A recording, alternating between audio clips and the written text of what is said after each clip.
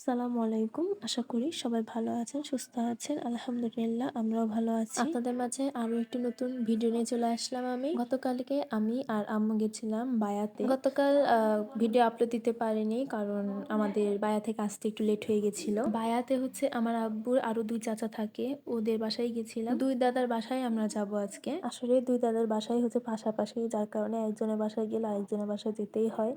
আর এদের বাসায় আমাদের খুব কমই আসা হয়। আর রাস্তাতে যাওয়ার সময় দেখা হয়ে যায় হচ্ছে ফুপির সাথে আর দাদির সাথে। বলেছিলাম না যে আমার আব্বু 3 চাচাই থাকে রাজশাহীতে।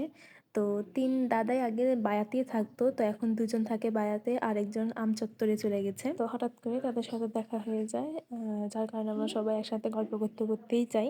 এই পাশে হচ্ছে এক দাদার বাসা আর রাস্তার ওই পাশে হচ্ছে আরেক দাদার বাসা। আমরা সবাই চলে যাই হচ্ছে দাদির বাসা, এটা হচ্ছে চাচ্চু। আর যে দেখি দাদি বাসায় নাই, কাকিও বাসায় নাই, শুধু চাচ্চুই বাসায় আছে।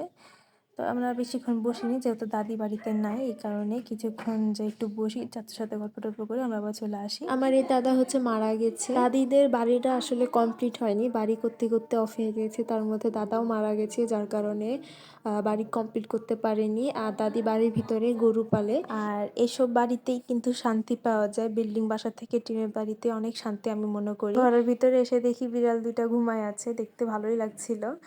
আর চাচু ঘুমাইছিল, তার সাথে হচ্ছে বিড়াল 2টাও ঘুমায় আছিল। দাদি বাসায় না থাকার কারণে আমরা বেশিক্ষণ থাকি না, চলে আসি আরেক দাদির বাসায় যাই।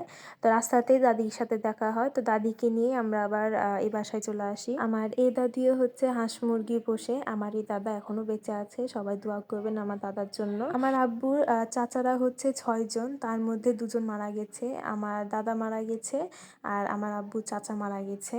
আর বাকিরা এখনো বেঁচে আছে আলহামদুলিল্লাহ, সবাই তাদের জন্য দোয়া করবেন। আমরা রুমে এসে বসি সবাই। আর এদিকে তো আমার 3 দাদি হচ্ছে হেভি গল্প করছে, কারণ তারা 3 যায় অনেকদিন পর একসাথে হয়েছে, শুধুমাত্র আমার দাদি মিসিং, আরও বাকি দাদিগুলোও মিসিং। আর এদিকে আমার মা শুয়ে পড়েছে, যেহেতু আম্মু অসুস্থ, বেশি হাঁটতে পারে না। আমি একটু বাহিরে আসি, বাহিরে এসে দেখি ফুপি আমাদের জন্য চা করছিল। আর অনেক নাস্তার আইটেমই করে, দেখতেই পাচ্ছেন, সিঙ্গারা, বিস্কিট, চানাচুর। আমরা নাস্তা করে ওখান থেকে চলে আসি, বেশিক্ষণ টাইম দিতে পারি না।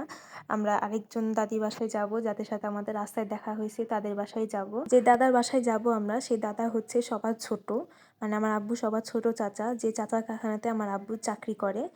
তো তাদের বাসায় আমরা যাব। তো তাদের বাড়ি বায়াতে একটা আছে, আমচত্বরে একটা আছে। তো তারা এই বাসায় এখন আর থাকে না, তো আমরা তাদের বাসায় যাব, সবাই মিলে একসাথে যাব। ফুপি সন্ধ্যার দিকে চলে যাবে। আর এদিকে তারা 2 ননদ ভাবি ভিডিও করছিল, আমাকে বলছিল ভিডিও করে দাও। এটা হচ্ছে দাদিদের আগের বাসা।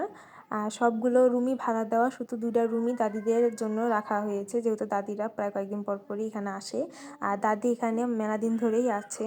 দাদি সারা জীবন এখানে থাকতে থাকতে আমার একটা অভ্যাস হয়েছে যে দাদি বিল্ডিং বাসায় থাকতে পারে না, যার কারণে 2 দিন পর পর বা 1 সপ্তাহ পর পর দাদি এখানে আসে একদিন বা দেখা সাক্ষাৎ করে চলে যায়।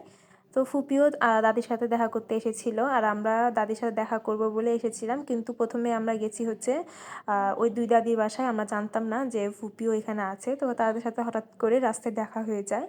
তো একসাথেই সবাই মিলে আসি, আর সন্ধ্যার দিকে একসাথেই ব্যাক করি সবাই। তারপরে আমি আর আম্মু বাসায় চলে আসি, আর বাসায় এসে আমি আর ভাবি যাই টেলার্সের দোকানে, কারণ এই যে কাপড় দেখতে পাচ্ছেন, এটা হচ্ছে আমার আর আম্মুর জামা কাপড় বানা দিতে যাব, যেহেতু কয়েকদিন পর আমরা বাসায় যাব। আমি আর আম্মু বেশিরভাগই একই কালারের কাপড়ই পরে থাকি সব সময়, একই রকমই। আর আমার ভিডিও ভালো লেগে থাকলে অবশ্যই লাইক কমেন্ট শেয়ার করে দিবেন, আর চ্যানেলটিকে সাবস্ক্রাইব করে আমাদের পাশে থাকবেন। আর দেখতে পাচ্ছেন এগুলার নাম আমার ঠিক মনে নাই, আম্মু রান্না করবে, দাদি দিয়েছে আম্মুকে। আজকের ভিডিও এতটুকুই, সবাই ভালো থাকবেন, সুস্থ থাকবেন, আল্লাহ হাফেজ।